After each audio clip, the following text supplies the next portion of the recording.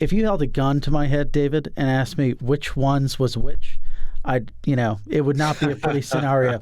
Silvergate was SEN, Signature was SIGNET. Is it possible to sort of leverage the Lightning Network as this settlement layer or this sort of connective tissue for crypto's broader capital markets? So the answer is a resounding yes, but not only for crypto firms, for any firm. So if you have a network that is live 24/7, that enables real-time final net settlement of value between two endpoints, then provided that you can get in and out of Bitcoin really quickly, you should be able to settle and net settle between two counterparties in real time, and no matter where they are, no matter what time of the day it is or day of the week it is. And we think that that's actually a really good application for Lightning on top of our stack, particularly because we can actually guarantee that even larger payments succeed on Lightning, which in the past has been pretty hard to achieve.